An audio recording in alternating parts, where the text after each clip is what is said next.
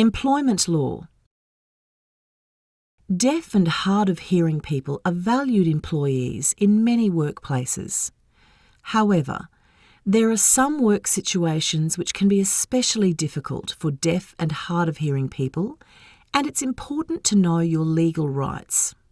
All workers with disabilities have a right to the reasonable adjustments they need to do their job.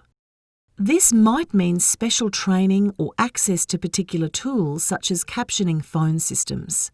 They also have a right to be treated equally with other workers. In some situations, employers will need to engage Auslan interpreters to ensure that deaf and hard of hearing workers can exercise their workplace rights. For example, if the workplace is restructuring or if the worker is being disciplined.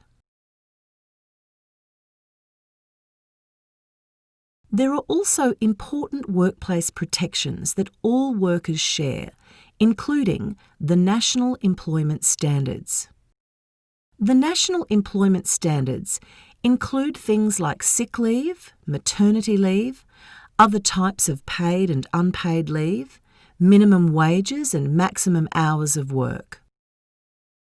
The National Employment Standards also allow workers to ask for flexible work arrangements in many situations, including if they care for small children. All employees are also protected when they make complaints or inquiries in connection with their work, such as asking about pay when they are temporarily absent because they are ill or injured, and when they exercise their workplace rights, including joining a union.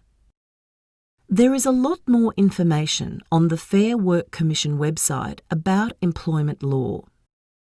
Unions and employment lawyers can also help, especially if something goes wrong. If a worker has adverse action taken against them, or they are discriminated against or dismissed, they might need their union or a lawyer to help.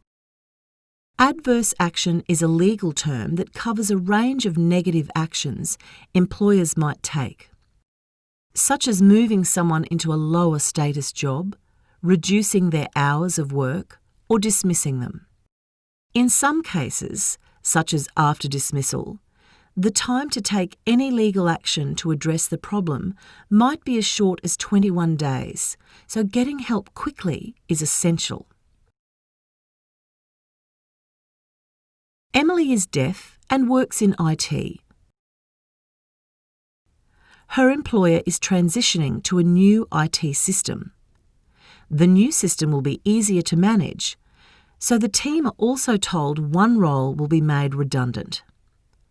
Emily is given training on the new system with her team, but without an interpreter or other adjustments.